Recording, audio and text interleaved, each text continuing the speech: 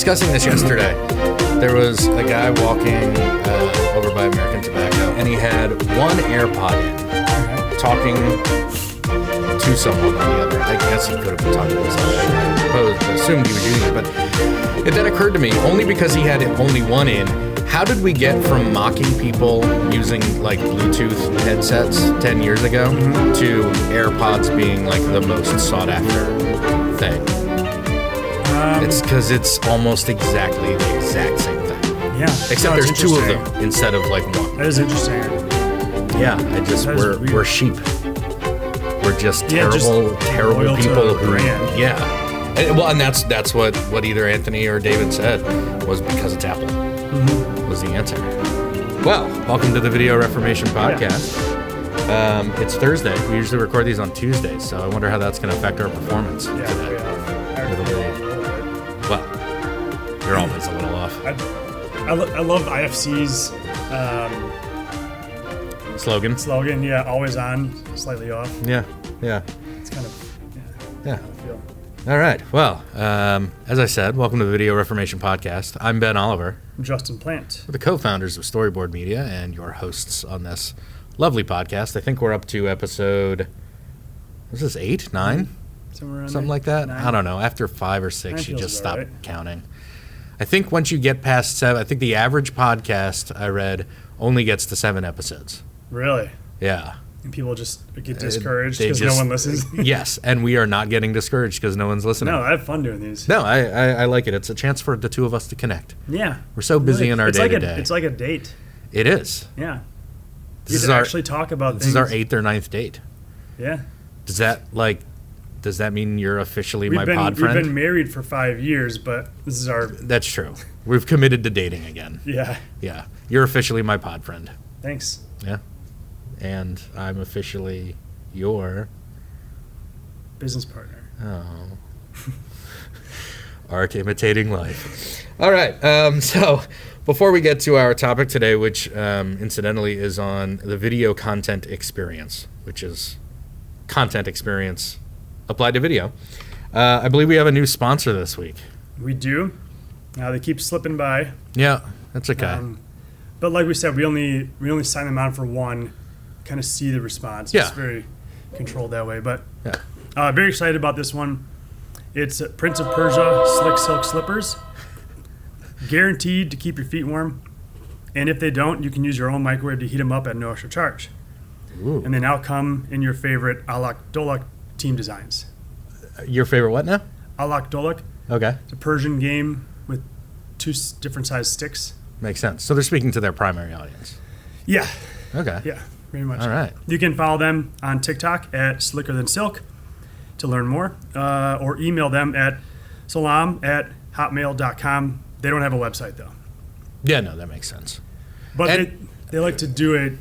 The reason the email is it gets really personal. They do this consultation to kind of make sure you're in the right slipper. And yeah, well, when we went to the factory, one of the things that I found is since they are slicker than silk, you actually slip around on them a lot. Quite a bit.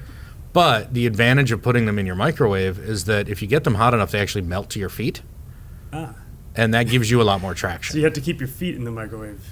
No, you just take them out and you put them on, and then they just kind of fuse to... Like, you can't put it in the microwave for 2 minutes, leave it in the microwave to cool for another 2 minutes. I mean, that's what's on the packaging. That's what they recommend. Right. I did not have packaging because we were, again, in the factory. Yeah. And nobody was near me, and I just put them right on, and they just melted right to my feet. It was agonizing, but my traction was amazing. Yeah. Like a goat on the rock. Exactly. Yeah. Yep. I mean, we were over there in Iran to visit them. In fact, I was surprised you were so good at Alak Dolak with the kids that were kind of playing around in the neighborhood. I'm surprised you forgot the... Well, I didn't know that that's what they called it. Oh, okay. Yeah. Okay. They just said, do you want to play A and D? Must have been my... And I was like, sure, what is it? And then it just turns out with the traction, I'm a natural. Yeah. Yeah. Yeah. I mean, that's what they were made for, pretty much. Yeah, it makes sense. Well, welcome to the show. Again. No, welcome to the show, our sponsor, whose name only you have. Prince of Persia Slick Silk Slippers. Yes, Prince of Persia Slick Silk Slippers. Yeah. definitely wait the extra 2 minutes after you take them out of the microwave. So 6.5 minutes in, let's go ahead and get to our discussion of the day here. What we're talking about here, content experience, is this it's a hot topic. Is this hot topic, right? And it certainly applies to, I think it actually came up as we were discussing potential episodes, more as less based on the term content experience and the topic of content experience, but just how, where you're watching, when you're watching, why you're watching, can almost have as much of an effect on video as the content itself. As we started looking into it, it totally connects with this topic of content experience. Just to clarify, we're talking about content experience for video. Certainly in your overall content experience, you want your video to match the other experiences that your other content matches. I mean, that's just part of an overall content experience. Brand, yeah. So, let's dive in a little bit first, and just talk about some of the ways that the environment in which you're playing video, or why you're playing it, when you're playing it, who you are that's viewing it. Let's start to jump into kind of how those things apply to video a little bit. So let's start with some general thoughts, and then I think we'll probably drill into some more detail on some of these things. Well, one thing you've always said is video doesn't live in a vacuum. Right. It's. I mean, I hate the kind of. Is trite the right word? But like, if a tree falls in the forest, does anyone hear it? Yeah. If somebody's there and they are listening for it, maybe you've got to understand the context in which this video lives. And I can kind of tell a story about one project that we regret doing. We had a client come to us say, the one project we regret doing? Yeah, I don't think we regret. Or one of the projects we regret doing? No. One of our clients came to us and said, we got a really quick turnaround on this one. We need a video that does blank, just fill in the blank. We say, okay, great. Well, tell us about. And so this wasn't actually just a client; it was a conglomeration of folks. Right. So it's not even one business, and that was messy in itself. But yeah, that may have contributed to the problem. But because it wasn't a company that we were serving, they also didn't have some of the infrastructure, like hosting platforms. They didn't have social networks. They didn't have any sort of like official platform to deliver anything. Right. And as no brand. No brand. Yeah. As we were asking questions to try and help figure out, okay, great, we can make this video. We have the capacity to do this rather quickly. All of this stuff, these are big red flags. I'm not comfortable moving forward until we do that or have an understanding of that. They said, nope, we just need the video. So send us a contract for X number of dollars. We're like, yep. Okay. And regrettably, we did it, which we should have, stood by our ground and kind of force them into some sort of understanding of how this is going to be used. But in the end, what happened? Nobody saw it. Yeah, I mean, it was intended for a very small audience, but intended to have a big impact. We found out that it was delivered after the... Yes. We delivered it on time. It was not shared in a proper time. It was past the efficacy timeline. There was no way for them to show it because they didn't know where they should put it. They didn't have a YouTube channel or anything created. There was no statistics derived from it. Just a big $25,000 failure. Yeah.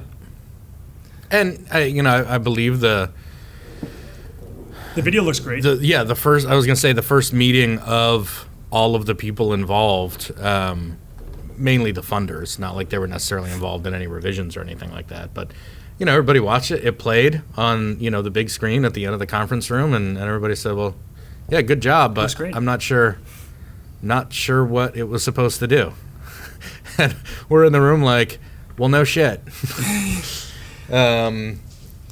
So that's the most lucid, clearest example of video cannot just live in a vacuum. You have to have context and methodologies and practices built around video So that's kind of what a what not to do scenario. Well, and it's not to say that because there wasn't a brand in place or because there wasn't infrastructure in place, we could have worked around some of that if we had some form of a better strategy, or they were at least willing to engage in conversation before the thing was made. We knew it was a narrow audience, a very specific audience of one company, and we could have tailored the creative. We could have tailored a distribution strategy. We could have ended up with a physical distribution option, right? Where you get one of those notebooks or an iPad or a Kindle or whatever you might want to send, and the only thing loaded on it is that video, right? I mean that probably would have been a better play than just creating the thing and then saying, hey, can we get a private link to this somewhere 3 weeks after we had, air quotes, delivered it, right? And it was supposed to be sent. So, you don't necessarily, I think my point is you don't necessarily have to have the best brand, the best strategy, the best infrastructure, the best, but you've got to make certain decisions so that you know where to go somewhere. And it's fine if you have no established brand, but at least know who you want to see it, right? How you want them to view it, why they're viewing it in the first place is probably the biggest thing that would affect the creative approach.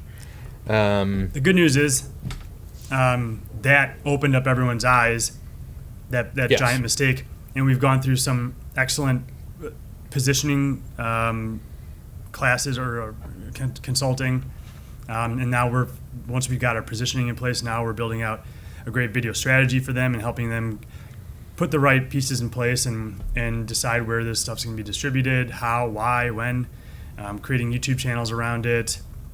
There's a bright future for this. I just wish we could have hit the pause button and saved that $25,000 and use it on something else. Well, there's a cost of making mistakes. Yeah. And, some portion of that $25,000 was in making the mistake of just rushing to spend that money and make something. And now, however many months later, at least we're moving in the right direction. And I'll be honest, with the roadmap that we're not finished putting together, but that we're putting together, this particular video doesn't even come close to what is nowhere near a part of the strategic opportunities that are actually there. Yeah. Maybe we're getting a little bit too into strategy and away from content experience with that. But as you said, as I say, video doesn't live in a vacuum. I mean, that's at least two parts of our manifesto, right? It's the integrated part of the manifesto, where not only does your content not live in a vacuum, but your video content speaks to the other content, right? So there needs to be brand consistency. That's part of content experience, right? You need to have the same likely tone of voice, right? The same imagery, the same, all those same kind of almost intangible pieces that make your video content just as much a part of your other content as it all is. But then there's also the part of the manifesto on action, because so often the thing that from a video content experience that comes to me is that people don't ask people to take the right action, or they don't ask them to take any action. And a lot of that has to do with, just so the first thing that always comes to mind, and I think we even discussed coming up with a different example, but the go-to example is, and we've said it before on this podcast, is the video embedded on your website that has an animated call to action at the end that says, for more information, visit, and then your website. They're already there. You're asking them to do something that they've already done, right? And you're not asking them to take an additional step. There's no progression, right? You're almost better off having that video just fade to black at that point, and because then at least you can embed that video there and put a form below it where you ask them for their email address, or you get them to sign up for a demo or register for the event, or whatever that call to action is. Or it's a scenario, that's one occasion where having an action that you're trying to drive someone to is something that doesn't necessarily need to be in the video. But when you're thinking about these videos, think about what it is you want them to do. And it could be that it's part of the video. It could be that it ends with your closing logo and it says register now, and then right below it there's that form to register now, right? That's another part of that integrated piece, is that your video has to go somewhere, right? If you even if you put exactly the same video file on YouTube, at least in the description, put a link at the top line of the description, before the show more part that's hiding all the rest of the description. Register at least have the top line of that description say register at link, so that people can do that. Well, that kind of reminds me of when we build out our video roadmap. It's got a bunch of strategic concepts in there. Strategic concepts. The main parts of a strategic concept are: what is the purpose of this video? Who is our specific audience? What channels are we going to use to distribute this? And what else we got? Like length, kind of like, is it animated? There's usually like a little bit of a top level creative, but my favorite is the notes section at the bottom of the page where you just get to put in all the other randomly associated thoughts. But that kind of speaks to, like, that's where it stops. So when we get into creative, that's where we actually get to tweak that distribution element, right? So maybe talk a little bit about the intersection of strategy and creative, and how that starts to mold together as you move forward with your video process. I think that's something, honestly, that I'm willing to say, struggled with over the last year or so, because we've made this effort to be so strategically driven, and so there's kind of this ideal. There was this ideal in our head where when we put a roadmap together, we can be laying out every detail of the strategic use of a particular video or series of videos, campaign, whatever. And I think we thought that we could just say, all right, well, there needs to be a video that serves this purpose. Here's the basic concept. Here's the specific audience we're speaking to. Here's the action we want them to take.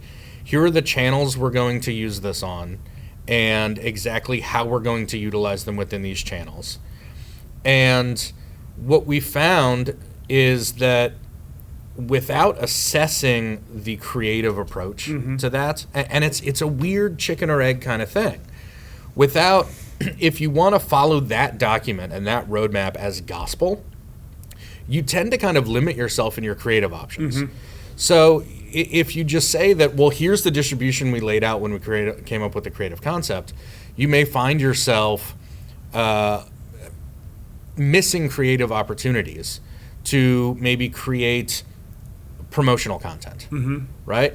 Or you might get into, and this is the chicken or egg thing, you might get into creative and say, oh, wouldn't it be great if we had this longer form piece, but then we did like 5 or 6 air quote outtake kind of things, or like, these are script and shot as prep for the shoot itself or something like that, right? And they're specifically designed strategically to be those 15-second promo pieces where you do paid campaigns on LinkedIn, YouTube, whatever, to drive people to the landing page, right? So that becomes then a strategic opportunity that's from a creative idea, right? And so we realized, and our listeners should realize, that you need to be creative and let the strategy be there first and influence the creative. But decisions. As the creative develops, let it feed back on the strategy and be willing to be flexible with the strategy. Yeah, definitely. And so there just is this, you have to be okay with enough detail but enough room for flexibility in your strategic concept that you're going into the creative thinking knowing, well, this is a YouTube thing or this is a LinkedIn promotional campaign piece, because that's going to affect your creative. But then you've got to free yourself to have the ideas to say, well, what if we also did this, or what if we did this instead, because that may result in something better. And that, like we always say, we come up with better creative decisions. It's easier to make better creative decisions when you have that strategy as a foundation. Yeah. You just have to be able to fudge the strategy as you go. So we never really set in stone those distribution and promotional plans. We just know that this is our intent. And then once we're making the thing, then we can get to, during pre-production, during production, post-production, that's where we get to then really in detail lay out where it's going to go, how it's going to be promoted, all those kinds of things, because then we know what the thing is. Okay, so then, given that there is a feedback loop, strategy, creative on that, What are some of the things that you generally want to consider when thinking about content experience for video? I mean, there's a bunch of them, but you know, start with one, and we'll kind of go through a list here. I mean, there are a couple video today, especially like the types of players that are used, like Vidyard player, Wistia players, Brightcove, Vimeo, whatever. They've all got different feature sets, but some of the common things that you can expect to see in some of these advanced video players are the ability to set chapters, right?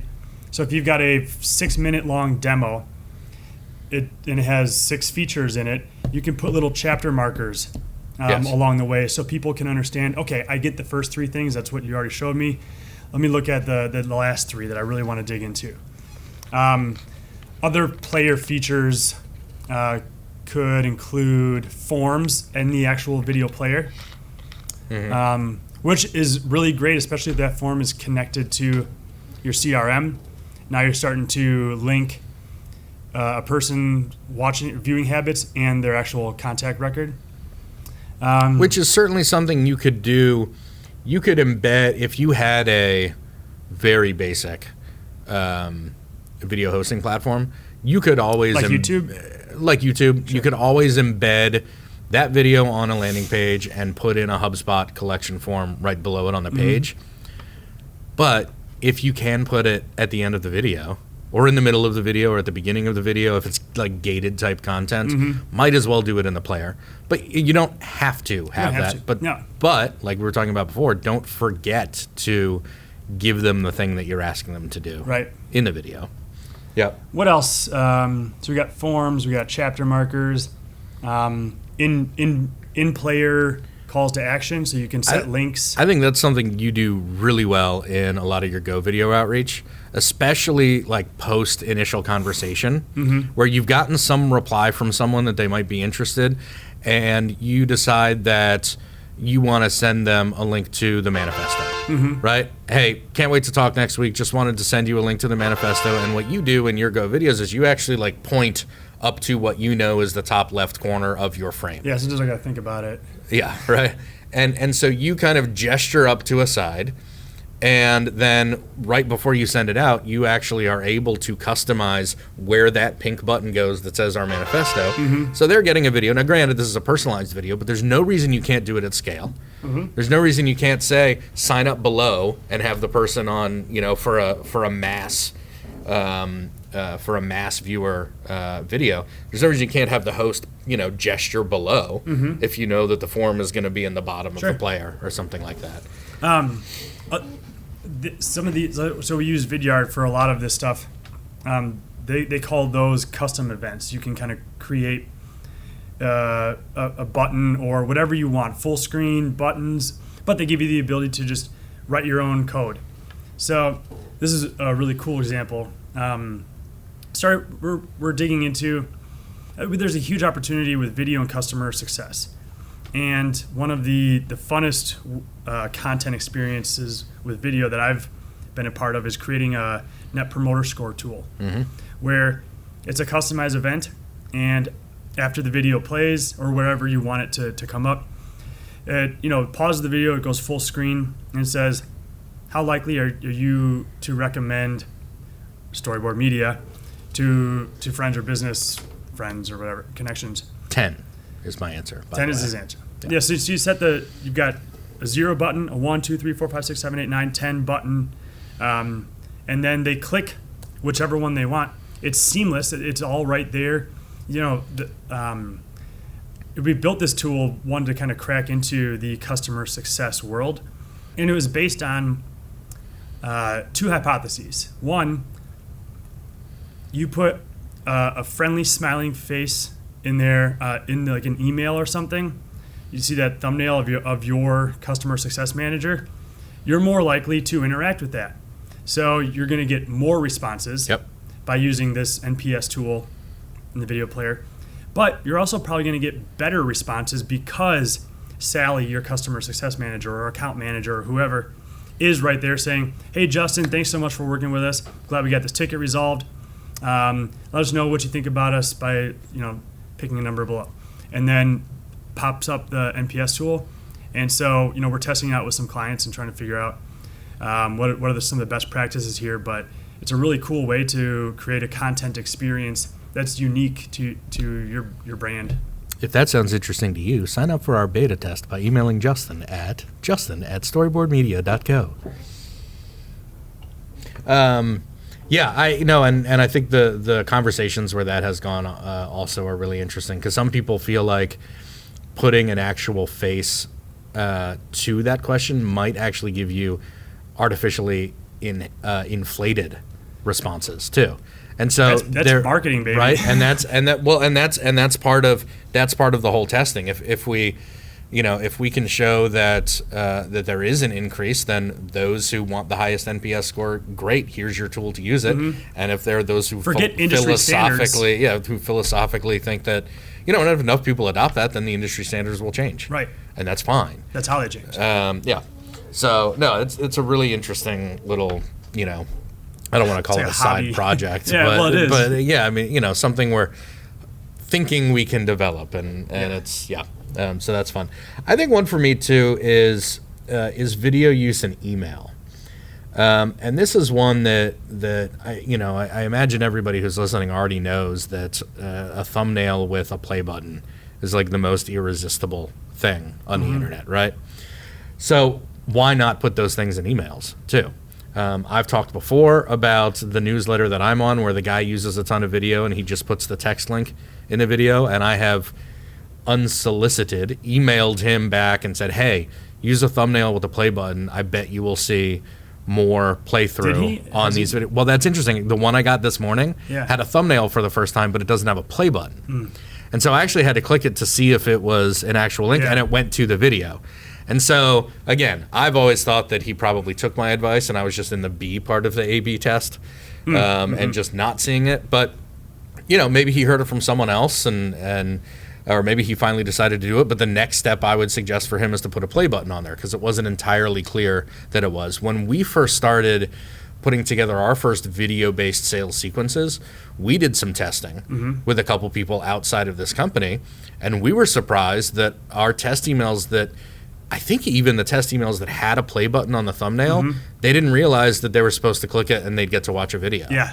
And so there's a kind of a behavioral experience where people know and want to click thumbnails with play buttons, and yet it's still novel enough in email where they don't know that that's a default behavior right now. And this was about a year ago, and so it may be that now a year later they've seen it enough more times that they know now. Well, one thing that really cues them into the fact that this is a video is using a GIF file. Right. Yes.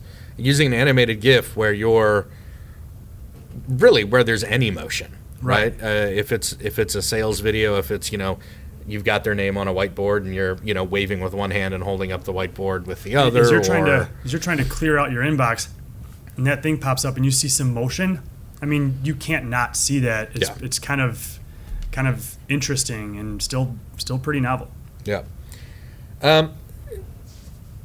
Tell me a little bit about video use at events and trade shows. Okay. Which one would you like? I would like trade shows. Something where you've got a booth. Yep. So if you've got a booth at a trade show, we've created a lot of video content for our clients to be used in this particular scenario.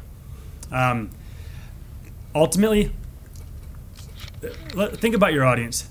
They're there probably to get a little boozy, maybe to learn some stuff, to get to travel, get out of the office. They're not always there just to buy, and they certainly don't want to be roped into any sort of sales meeting or anything, at least for the most part. So when they walk by your booth, you've got just that 1-2 seconds that they're there to get their attention. And like we've said before, people are more likely to engage with video than they are a salesperson. So one great way to attract them is to have a bright, shiny booth. Obviously, models, they still do that sort of thing. Yeah. But a well-crafted video can make a huge difference. We made it. What was the one from the IoT company? I just don't want to say the name. Yeah. What was that story? Well, the navigation one. Yeah. The one with the heads-up display. Yeah. Yeah. So we basically captured some product testing of a satelliteless GPS module, right? So we went to Chicago, we drove around under the L and through all the tunnels and everything, and we took the actual data from the tests and incorporated that into a heads-up display. So we were shooting out the windshield of the SUV so that you could see that we were in Chicago. And then we had one of our very talented animators create this heads-up display as if it was projected on the windshield, using the actual data from the tests and showing the location, speed, all direction it was pointing every second that updated. And that caught people's eye. Right. And eventually then led to a $20 million sale and, great success story and all that. But it was that unique, interesting looking video that got their attention as they were walking through this huge convention in the Las Vegas Convention Center that had hundreds of trade show booths that all essentially look the same. They're all competing for the same thing, and this caught their eye, got them talking to the rep, and then the rep was able to close that deal. So it's got to be something flashy enough. It's still got to fit within your brand, I think. Certainly experiment with that, but one of the main things you got to know is what is your surrounding. It is a noisy place with a lot of echoes and a lot of other people and whatnot. And so if you have a video at your booth of your CEO talking about their mission statement, that may be a great video, but no one's going to hear it. They're going to see a guy talking head, and that's just not compelling enough to get me to stop, because you see those, those are a dime a dozen videos. Yeah, there's already people standing in your booth. I don't care to see a video screen with someone just standing there or say, So, just in terms of content experience, you're not going to hear what's going on there. You're not going to hear what's going on in the video, so you got to recognize that and create video content that is visually compelling and visually storytelling, or storytelling visually, but you can't rely on audio for anything. Which we've also done, right? For a different client. We have, and what's interesting is if you look at it on the work section on our site, like, you can't help but hit the volume button, because there is zero volume in this video at all, because we knew it was for when they were at trade shows. And it uses clever copywriting and titles and some really clever humorous visuals to get people's attention, but it's also very quickly paced. It also has a whole logo cycle at the end that shows all of their users, because in that particular industry, FOMO is a huge thing. Everybody wants to do everything that what everybody successful is doing. And so what's funny is when you watch those on a site, and this is why we put descriptions on the work on our site. This is kind of like when we first started, we would get a whole bunch of well, I guess we still get them occasionally, a whole bunch of resumes and applications from college students for like jobs or internships or whatever, and they would send over their reel or previous work that they'd done without any context. And so this really strange video that has no dialogue in it seems weird to me and doesn't make me want to hire you, unless you were to tell me, for example, that it was an exercise for Communications 204 class where the assignment was to create a 3-minute short with zero dialogue. If I go in with that context, right, I can understand a little bit more about the piece. And that's what's interesting, and why we provide that context on our site too, in our work section, is because somebody would probably just think it was an error.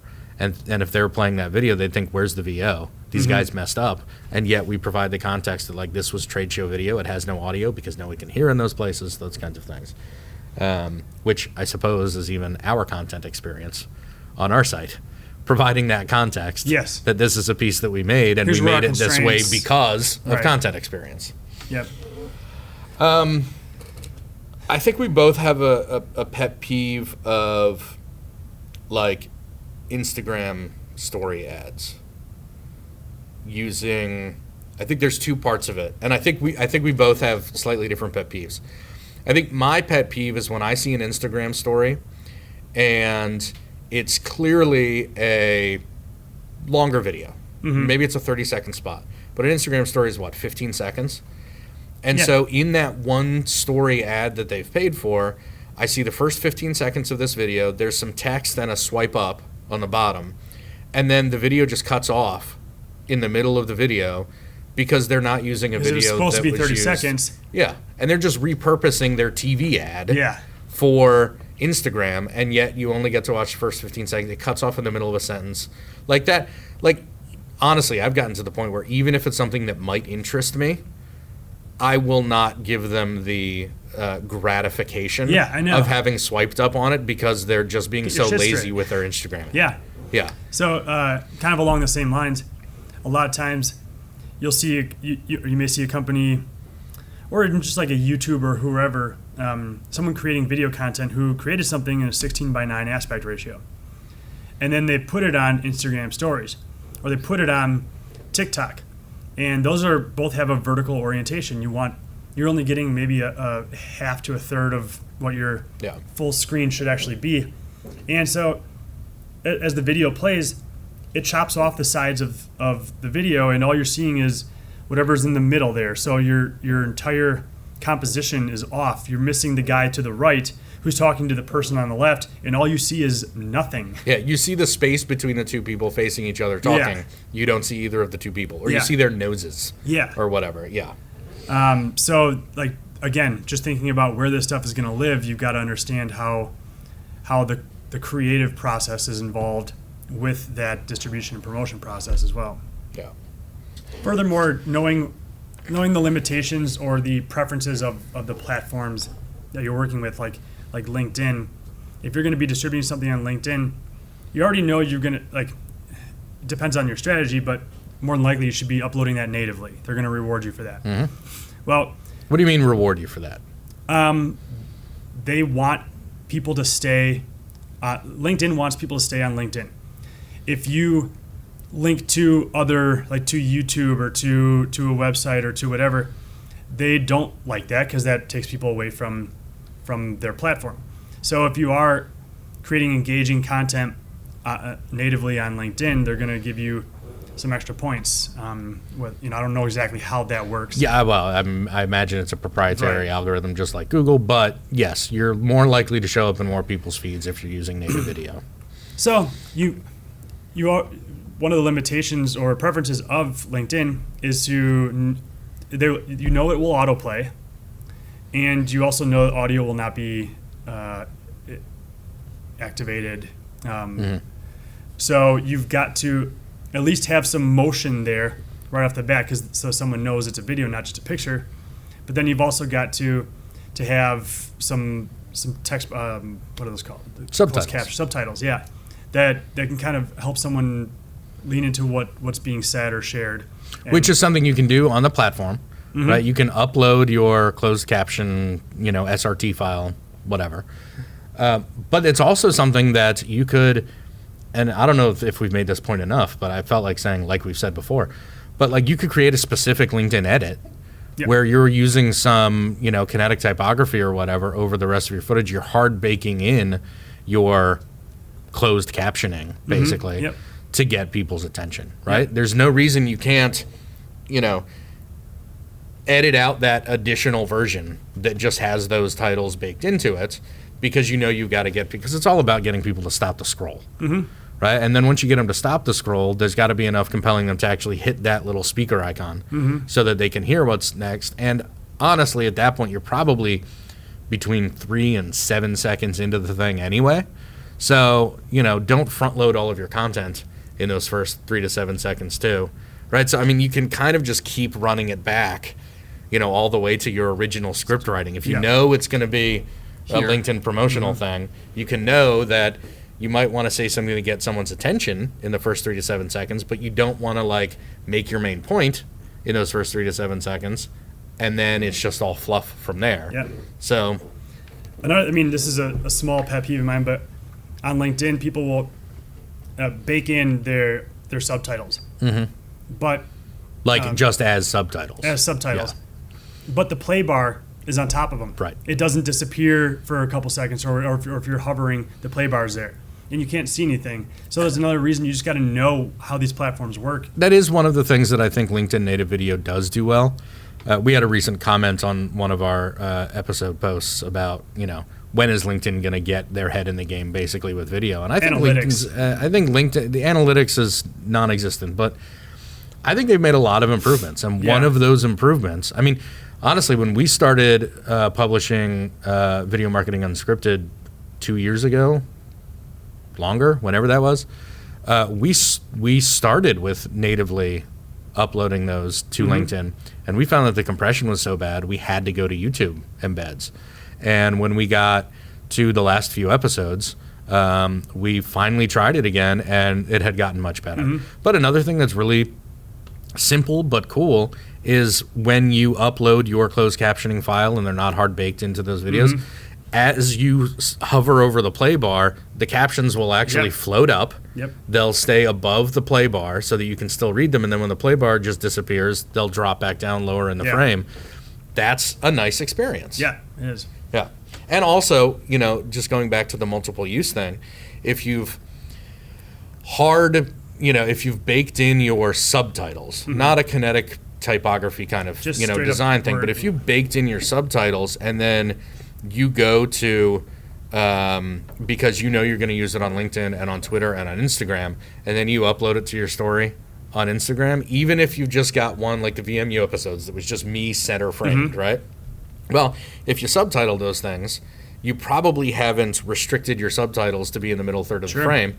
And so when somebody's watching it vertically on a story, they're missing the left edge and the right edge of the closed captioning anyway, which is something you went out of your way to bake in. And so it's just, again, like that's like somebody who's doing half of the right amount of thinking, but just needs that extra little bit of awareness and,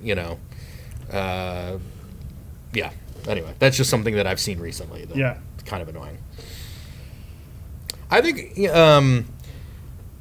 think another thing too that goes to content experience is making your content findable, right? So, like, I think it was the video edit episode, or video audit episode, where we talked about optimizing your metadata, your titles, your descriptions, your tags, all those kinds of things. Make sure your titles are optimized. They're using your keywords. They're relevant. They're easy to find, because if this is something you're putting on YouTube, if it's a video you're embedding on your site and you want to end up higher up in just the Google search results, if you're framing those things and using the right terminology and making them, questions or whatever all the examples are, then you're more likely for people to find it. Part of content experience is how easy it is to find information. So if you can make it easy for people to find your content, then it's just more likely that more people will find your content, and they're happier, whether they're thinking about it or not. They're happier because they didn't have to watch 6 of the wrong videos before they finally got to yours, and they were like, "Finally, watch 6 of the wrong videos." Exactly. I've noticed a trend lately with a lot of companies, because we're in this era of content marketing. You've got all different types of content. Either on the way bottom of the page or up at the top, they've got a resources tab. And within resources, you can find blogs, podcasts, videos, whatever. Those video libraries are really awesome to dig into, and if they're well organized, it makes everything so much better as a user. The same goes with YouTube. If there's a company you're looking into hiring for whatever, you want to be able to find the information you're looking for. So you've got to create that YouTube page or your channel so that people can find what they need. Yeah, organize into playlists. Put the right playlists on the home page of your channel. Organize them the way you want people to see it, or how they're visiting that site. Again, which personas are showing up more often. And like our last episode about audits, or whenever we talked about it, make sure that the video content that doesn't matter is gone. Because that could totally mislead somebody. On organization too, there's an old Wistia study that we'll link to in the show notes, where they actually show some amazing analytics on play rate based on where the video is embedded on the page. So again, we'll link to it so you can go read the whole thing if you want. But they basically broke the average website into 7 250 pixel high zones. So 250 pixels basically gets you like the menu bar at the top and maybe your H1 header for that page. Right? So if it's a blog post, it's your menu bar at the top and the title of your blog post. And then zone 2 is the next 250, which is usually like part of your featured image or whatever. And then zone 3 is the beginning of your text. You know, that kind of, if that's your layout. Sure. And so they took of the, well, I could literally click on it right now and tell you how many. They tested like 95,000 videos that were on their platform. And what they found was that videos that were embedded in zones 1, 2, or 3 had twice as many plays as the videos that were in zones 4. Well, as that was in zone 4. And then as you go down, zone 5, zone 6, and 7, as you go lower on the page, play rates just continue to drop off. But it's not a linear progression. If you can get it in that top 3 sections, those top 750 pixels, which I imagine is what most people's above the fold screen is, that above the fold piece, you're looking at 56, 52, and 46% play rates. You drop to zone 4, and you're at 27%, 25%, 21%, 18% play rates. Wow. So talking about content experience, if it's a video you want someone to watch, which I imagine any video you're making, you want someone to watch, whether you're doing it in-house or paying a whole bunch of money for it. When you are embedding it on your sites, be cognizant of where you're doing that, right? Put it at the top of the page. Make it something that people can access and can actually see, because people aren't as likely, in fact, they're half as likely, to go through and actually scroll down and see. My guess is that also tells us a lot about scrolling behavior overall, right? Not just about video plays. If they don't see something they want to engage with, they may not scroll. It's like the second page of search results. Most people will just try a new search term, then they will go to the second page. Yeah. So what can people do to kind of audit their own content experience as it pertains to video or otherwise? We're all, even those of us who are content creators, spend more of our time consuming content than we do making content. Sure. Right. Whether it's business related or personal, whether you're looking for something on Amazon, looking for the best, silk shoes for, A&D. Yeah. You're going to put that search in, and then you're basically shown a ton of content.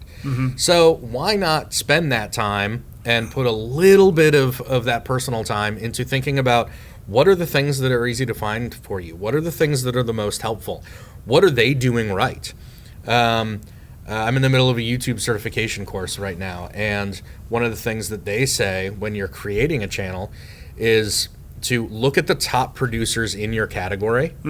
How long are their videos? What's the quality of their videos? What do their thumbnails look like? What are the titles of their episodes, right? Like, it's not necessarily just to do what other people are doing, but, let that be an indicator of what viewers and consumers are actually looking for, so that you can also be as successful as you can. So it's kind of the same thing. Even when you're not at work or when you're taking a break or whatever and you're doing that Google search, think about what are you searching for? How are you framing those searches? What are what's the wording of the results that you're getting that are most helpful? What's consistent? Is it, and you can do this with all your content, is it blog post length? Is it, that you're getting videos that are, that have a certain type of thumbnail or, whatever it may be, and you're just going to better understand what those, and sure, look within your industry, right? Maybe look at your competitors. Maybe look at industry-specific terms if you want to keep it focused to work. What are all those things, just so you get better at spotting it so that you can get better at doing it? Yeah. Was that your question? Yeah. I think it's just understanding that you can do your own market research using you as your subject. Yeah. And start taking notes as to what you see that you really liked and what you didn't like, and it's pretty easy. That intuition goes a long way in something like this. You can apply it to what you're doing. And the reason I lead with the in your own personal life example is it's so easy to overthink when it's work related. Like if I tried to do it with something for us, I would open up a new tab. The Google search box would be there, and then I'd get distracted and I'd wonder why I had an open tab. But that's just me. But once I got back to once I remembered what I was trying to do, I would still like overthink the search term, right? I would like we rank number 1 for video strategy Raleigh, video strategy Durham, video strategy North Carolina, right? Whatever, which is fantastic. But what we now know is that nobody's searching for video strategy Raleigh or video strategy Durham or video strategy in North Carolina, right? It's important to us, but it's not important to our prospects, right, and clients. And so we realized that we needed to make video production more of a search term that we rank better for. We can still own video strategy, and that's great. Eventually, we know this, more people will start searching for video strategy, and we'll have been number 1 longer, and that'll be great. But right now, literally like 0 to 10 people per month are searching those terms, and I'm guessing half of those are us checking in an incognito where we're coming up to. So it's so easy to overthink it when it's a business thing that I think that's why you just use your personal searches. You know, like, again, what's the best smoother than silk slipper for A&D play? Yeah. Right? That's what I would ask. And if I was in that industry, I might be like, I might put a competitor's name in there or something like that. Anyway. Yeah. Well, I felt like this one was a little less organized and a lot of rambling. It was a little bit. I think we covered a lot of ground. A little bit about some of our peeves. But it's so easy to see what you don't like out there and take note of that, and a lot harder to remember and recognize when things are going well. Right. So, to Ben's point, go out there as a consumer, just be aware of how you're engaging with content, and if you like it, see if you can replicate that. One of our favorite things is learning about aviation and how can aviation teach us something about video strategy. And there's the OODA loop. Observe, orient, it's a couple of... The loop. The loop. OODA loop. But, everybody knows taking those models from other industries and applying it to you is where innovation comes from and creativity comes from. And, that's a really cool thing to be able to bring to your company. Well, I think my biggest takeaway, too, is, be a consumer of your own content, right? If you post something on Instagram and you realize that it's in a story and you're misframing someone, don't be afraid to delete that post.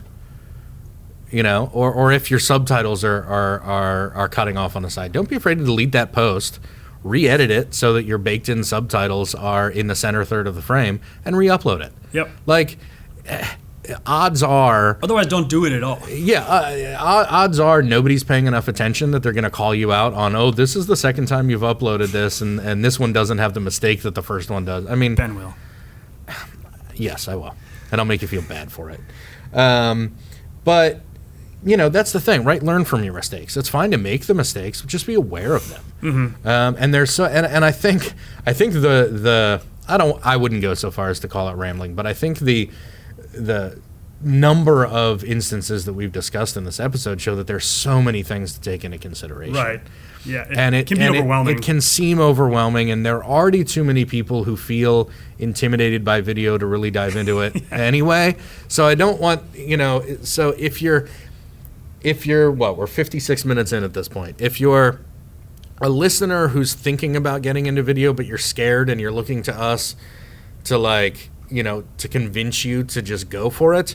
Go for it. Go for it. But you probably still aren't listening because we've terrified mistakes. you in this and episode. We make mistakes all the time. Yeah. But we've made countless mistakes, which has gotten us to where we are now. Right. The first trade show videos we made had voiceover. Sure. And I believe we went to one of them and we're like, I can't hear what it's saying. Rubbish. Oh, wait, nobody can hear anything. Maybe all of our trade show videos shouldn't have audio anymore. Right? It wasn't like we just knew because we're brilliant that was the way. We knew because we paid a voiceover actor and a copywriter and got all that work done, and when it was played in the booth, nobody could hear anything. Yeah. So great, we don't have to do that anymore. Right? Let's make it more visually compelling. So, right, we've gotten here by making mistakes. You can get better by making mistakes too, as long as you address them. I do have OODA loop. Okay. It's observe, orient, decide, act. And once you've acted, you start over again, right? Observe, orient, decide, act. It kind of resembles the 7 phases video. Mm-hmm. You observe, which is your strategy. Observe, orient, decide is all the strategy, and then act is everything else. Yes. But it comes back. Which is why we broke that down into 2 episodes. The strategy episode and then the other 6 phases episode. Yes. Yeah. Because of our strict adherence to the OODA loop. Yes. Theory of business. Yeah. All right. Well, good discussion. I think it's time we thank our sponsor again. Definitely. Prince of Persia, slick silk slippers, guaranteed to make your feet warm. And if they don't, you can use your own microwave to heat them up at no extra charge. Now they come in your favorite Alak Dolak team designs. Follow them on TikTok at Slicker Than Silk to learn more, and to email them, or if you want to email them for any orders or questions, salam@hotmail.com. Hotmail is underrated. Yeah, it's coming back. Yeah. All right. Well, thanks again to Prince of Persia. That's our episode. We thank you for listening. We've had some people. Shares and friends. I was going to try to be a little more organic with it this time. Okay. I was going to say we've had some people rate our podcast, which is really exciting. Yeah. I think most of them are us. Our only written review on iTunes was actually written by David. So we'd love to hear what our listener outside of this office or listeners sort of actually think. In fact, I've gotten texts and emails from a couple people, and they happen to be friends, who have given us feedback. I would love for the 2 of you to share that feedback on iTunes, just so, as more people stumble across it, they can maybe think, oh, there's probably value in here. But such is the life of an early podcast producer. Yeah. iTunes, Stitcher, wherever you consume your podcasts. I think you're required by Apple to put that at the end. They won't approve your episode until you say that.